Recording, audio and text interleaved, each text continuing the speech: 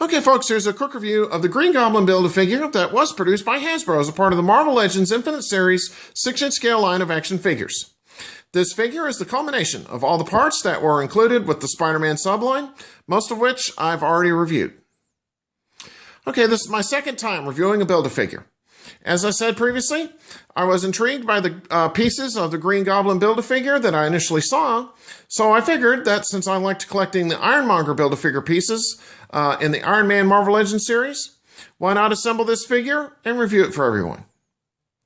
Okay, I knew nothing about this interpretation of the Goblin going into this review, so I'm assuming that this is from the Ultimate Marvel Universe.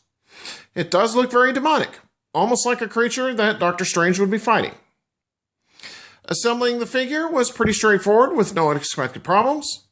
I did notice after assembling the figure that the body mold looked very similar to the 6-inch scale Walmart exclusive Avengers Hulk figure.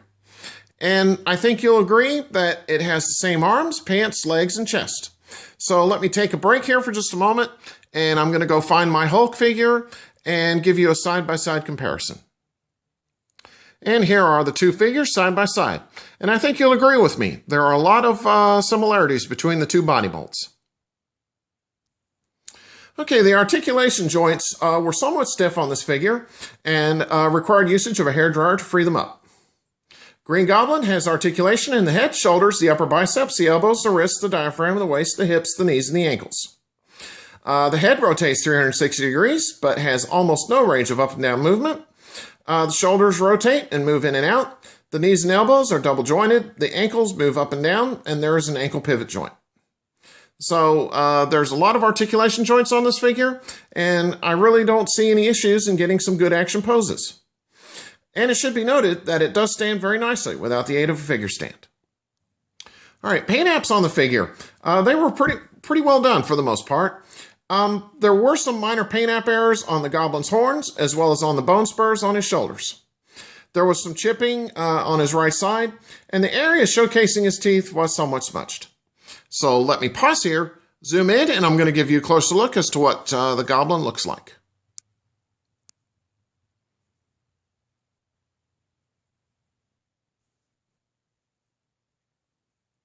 Okay. All right, the Goblin did come with 3 accessories, and those would be the flames that I've previously shown in the other Spider-Man figure reviews from this Marvel Legends subline that I've already completed. I'll show them again for those who didn't happen to watch those other reviews I've done on the figures in this Marvel Legends Spider-Man subline. And I would advise you to go on ahead and watch those videos if you haven't already done it. Okay, here are the 3 flame accessories. These smaller flame accessories, they clip onto the forearms of the Build-A-Figure, and the larger flame accessory, that clips onto the back of the Build-A-Figure. All of these are made of a fairly soft plastic. The larger flame accessory that clips onto the Goblin's back is very loose, and it does have a tendency to fall off very easily. And I also noticed that the smaller flame accessories also have a tendency to fall off, but they do seem to stay in place a little bit better. Okay, what I'm going to do now is a quick 360 of the Green Goblin figure for you, and let you see what he looks like from all sides. So here he is from the front. Okay, here he is from the left-hand side. Okay, here is the Goblin from the rear. Here is the Goblin from the right-hand side. And finally, here we are once again, facing forward. So overall, I have to say that this figure is an interesting interpretation of the Green Goblin. I was a bit disappointed to see that the last few Marvel Legends Build-A-Figures in other YouTube reviews were quite small, so I was glad to see that this one was in a bigger scale. The figure has good articulation on it, and it does stand pretty well without the aid of a figure stand. The only gripes that I do have with the figure are the paint app errors and the large flame accessory that clips onto the Goblin's back falling off as easily as it does. However, I do feel that those gripes are, they're pretty minor, so therefore, I think this figure does deserve a great recommendation.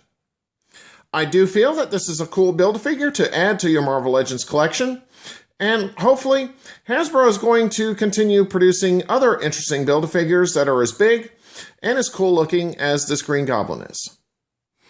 Okay, so on that note, take care and stay tuned for my next review. Have a good one.